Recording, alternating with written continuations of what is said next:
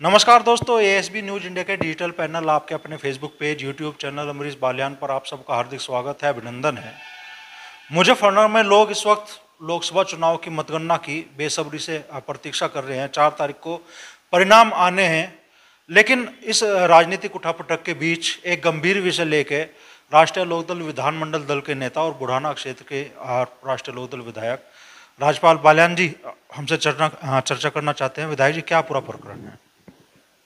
प्रकरण ये है कि अधिसूचना जारी से पहले हमारे बुढ़ाना तहसील के एसडीएम चेंज हुए थे।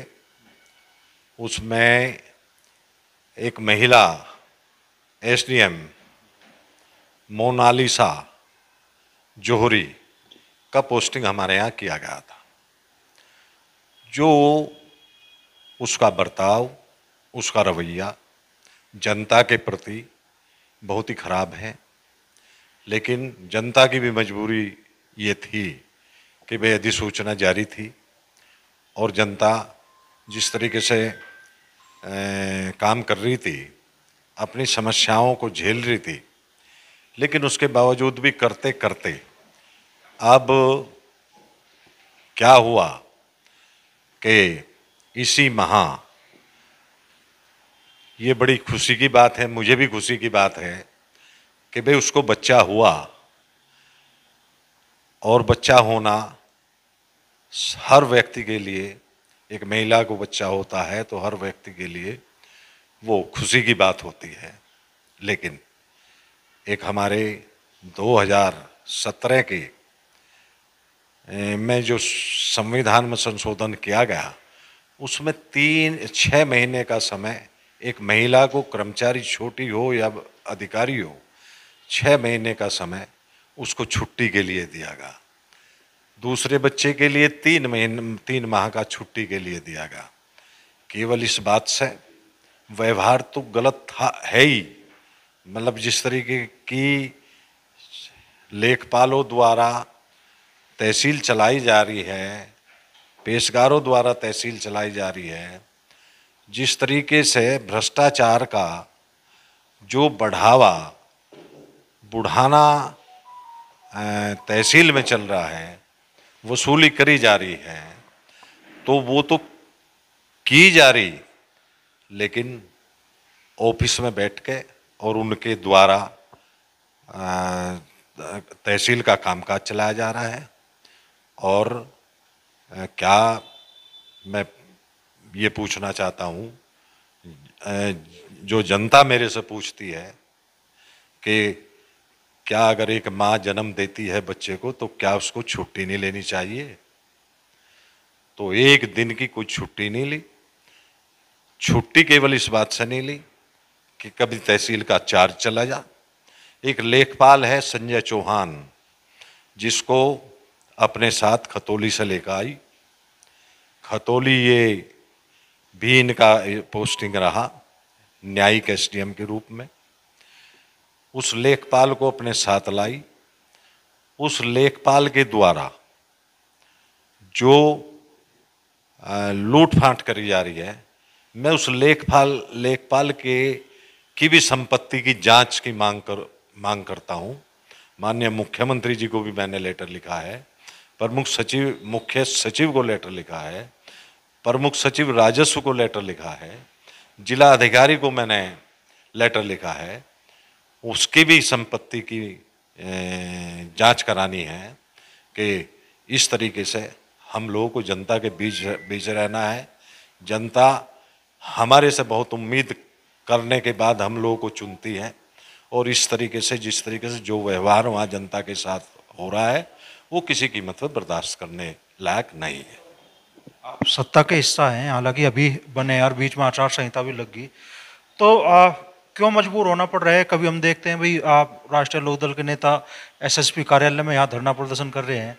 आज आप नेता विधानमंडल दल होने के बावजूद आपको इस तरीके से अपना विषय उठाना पड़ रहा है। अगर ये मेरा विषय नहीं, ये जनता का विषय है। जनता के प्रति हम जवाबदेह हैं। अब जनता ने हमें वोट दिया और जनता जायज काम चाहती है।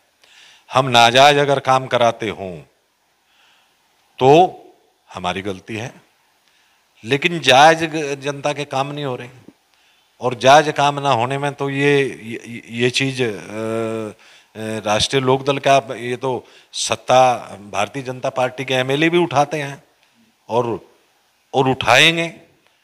ऐसे थोड़ा ही बिल्कुल अधिकारी कर्मचारियों को बिल्कुल स्वतंत्र छोड़ दिया जाएगा कि हमारी जनता को लूट कर रख दें और जनता का काम ना करें, उनके साथ उनका व्यवहार ठीक ना हो। तो कामकाज कमती बढ़ती भी नहीं मिला, लेकिन आदमी का व्यवहार तो ठीक हो। क्या आरोप आपके एसडीएम साहिबा पे और जो लेखपाल है उन पे है? आरोप तो इतने हैं कि एक एक आरोप अगर खोल के बताऊं ज़्यादा अच्छा नहीं लगता। आरोप तो इतने हैं भ्रष्टाचार के कि ना कोई खनन छोड़ी, ना कोई भट्टा छोड़ा, ना कोई चलो ये भी मान लिया एक मैं बिजनेस में मानता हूँ, लेकिन आम आदमी की समस्या, आम आदमी मान लिया जा रहा है, अपनी बात रख रहा है और उसको संतुष्ट नहीं किया जा रहा है, वहाँ भी पैसे टके की बात को महत्व दिया जा रहा है। तो इस तरीके से माननीय मुख्यमंत्री जी आदित्य योगी नाथ जी, जो आज हमारे उत्तर प्रदेश के मुख्यमंत्री हैं, ईमानदार व्यक्ति है, वो कभी इन चीज़ों को नहीं चाहते और हमारा पूर्णतः विश्वास अपने मुख्यमंत्री जी की नीतियों में है और हम मुख्यमंत्री जी को ये सारी समस्या रखेंगे, बताएंगे और समस्या का समाधान कराने का प्रयास करेंगे। तो यहाँ मतलब मैं आपके सामने एक लेटर देख रहा हूँ, डीएम साहब का नाम लिखा हुआ। आप कह रहे हैं कि मुख्यमंत्री के नाम, प्रमुख सचिव के नाम, प्रमुख सचिव राजस्व के नाम आपने ये सारे पत्र भेज दिए हैं। तो क्या अगर जल्दी से जल्द इस मामले में कोई कार्रवाई नहीं होती तो फिर मुख्यमंत्री से मिलकर भी आप इस मामले को उठाओ? मैं मुख्यमंत्री की तारीफ करूं आपने कि जब हम सत्ता में नहीं थे, हम राष्ट्रीय लोकदल के विधायक जब माननीय मुख्यमंत्री जी से मिले, जो समस्या हमने रखी उन समस्याओं को हमेशा हल करने का प्रयास आदरणीय मुख्यमंत्री जी ने किया। अब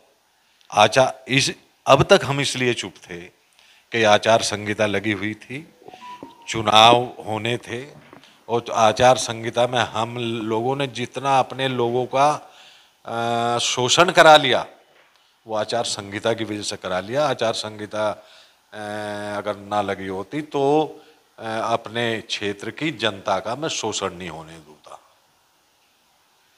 तो गंभीर विषय विधायक जी उठा रहे हैं और ये डीएम के नाम एक पत्र भी उन्होंने लिखा है, ये भी आप दिखा दें ऊपर से लेकर नीचे तक। गंभीर आरोप लगा रहे हैं विधायक जी और कह रहे हैं कि अगर मामले का जल्दी निस्तारण नहीं होता, जल्दी से जल्दी इस समस्या का समाधान नहीं होता तो फिर ये मामला मुख्यमंत्री योगी आदित्यनाथ जी के समक्ष भी उठाया जाएगा।